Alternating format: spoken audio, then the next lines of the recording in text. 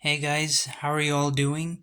As you know, the Madrid Open is going on right now. It's the second clay court Masters of the year. It just got on the women's tournament just got underway yesterday, and the men's tournament got underway today. But I still think it's still not too late to do some quarterfinal predictions. So I'm gonna go ahead and predict the quarterfinal matchups for the women's draw. These are my predictions. I think the quarterfinal matchups are going to be Swiatek versus Krejcikova, Pegula versus Potapova, Badosa versus Ostapenko, and Kvitova versus Sabalenka. I think these are going to be the matchups. So Swiatek is in a really good form. She's won WTA titles in Doha and Stuttgart so far.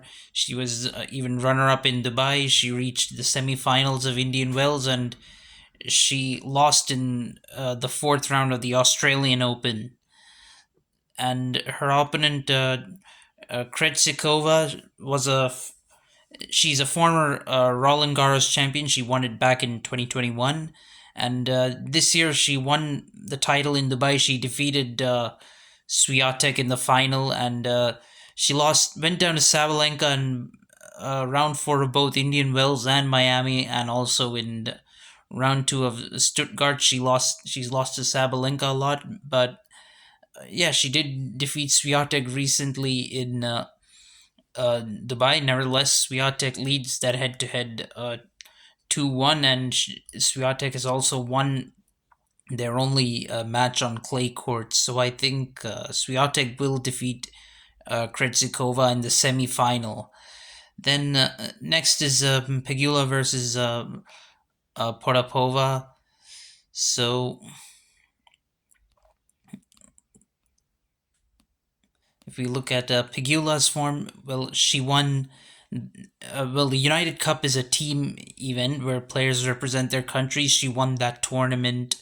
Uh, she was unbeaten in that tournament individually and helped the USA win the United Cup, the inaugural edition of the United Cup. She was also runner-up in Doha, and she reached the semis of tournaments like Dubai, Miami, and Charleston. With Charleston being a clay court tournament, she was a quarter finalist at the Australian Open and reached the last 16 in Indian Wells. And last year in Madrid, she was a quarter finalist. So I think, given her draw, she has a good chance to make it to the quarterfinal. Of course, the toughest opponent for her, I think, is going to be Azarenka before that. So that's one matchup to watch out for.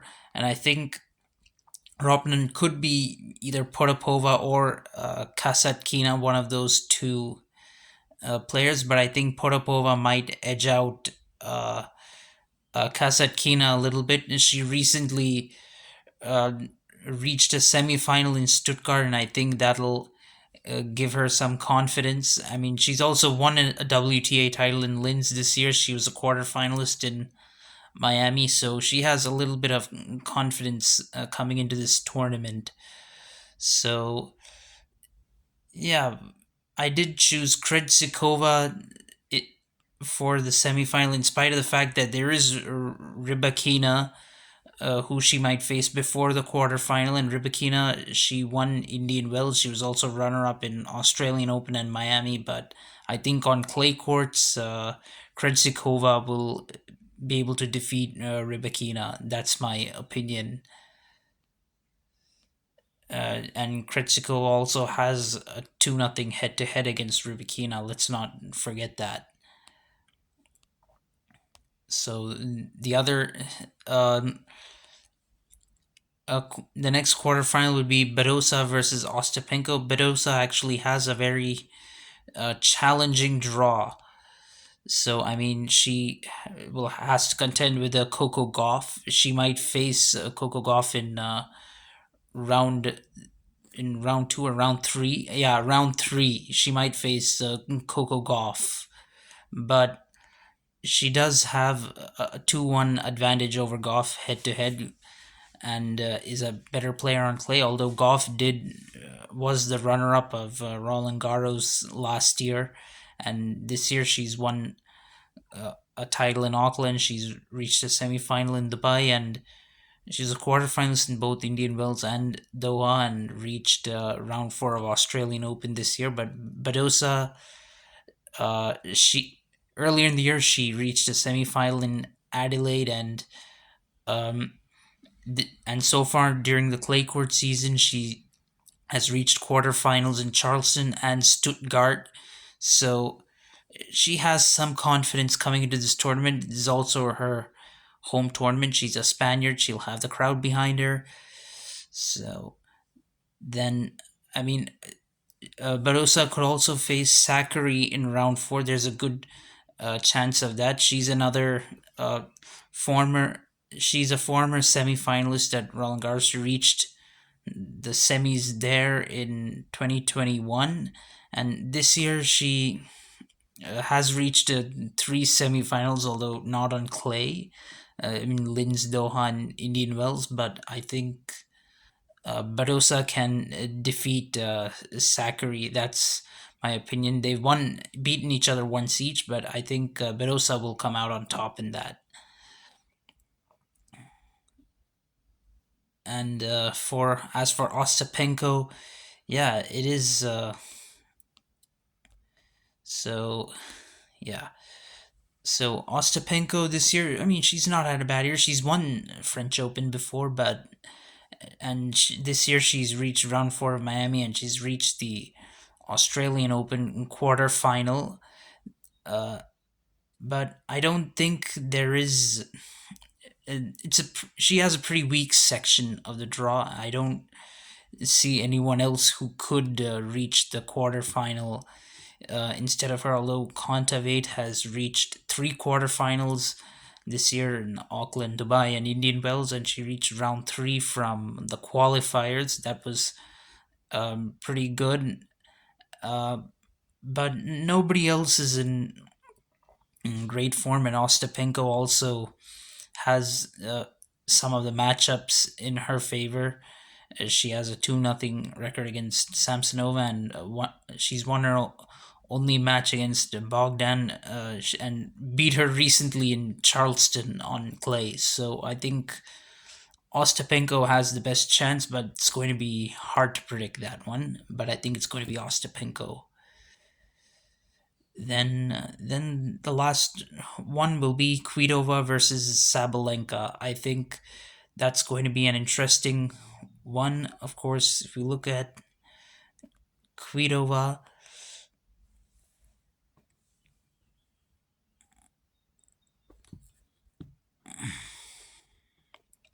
I mean, Kvitova has had a pretty good year so far. She won a Masters title in Miami, and she reached the quarterfinals in Adelaide before the Australian Open, as well as Indian Wells, and she's won this tournament three times. She's won the Madrid Open three times, so I think she's going to be one to watch out for, and she has her toughest opponent before the quarterfinal could be Garcia, against whom she has a 5-4 record, but she has won their only match on clay, which came in Madrid, and I think that will give her an advantage over Garcia. I don't see anybody else defeating Kvitova on this draw. Of course, there is Elise Mertens, against whom she has a 1-1 record, but I don't. Mertens is not really in any great form. She's not done too much this year, so she shouldn't be a problem for Kvitova. Then at the bottom of the draw, Sabalenka, she's the second seed in this tournament. She's world number two. I think she's a favorite to reach the quarterfinals. She's won titles in Adelaide, and she won her first Grand Slam at the Australian Open this year. She also reached the final in Indian Wells and Stuttgart, where she lost respectively to Rybakina and Swiatek.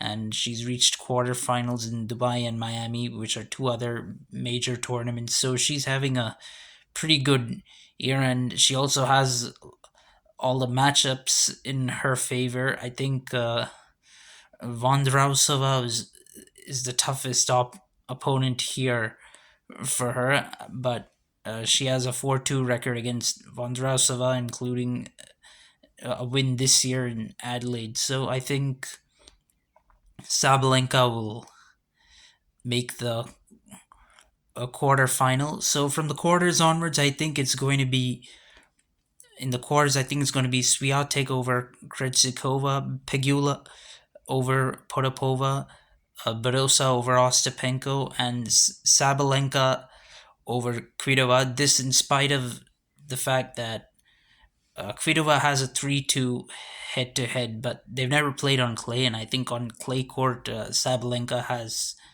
the upper hand. Then in the semis, I think Swiatek and Pegula will win their matches, and in the final, it's going to be Swiatek to defeat Sabalenka. She's never lost to Sabalenka on clay in 3 encounters, so I think Swiatek is the favorite to win the Madrid Open.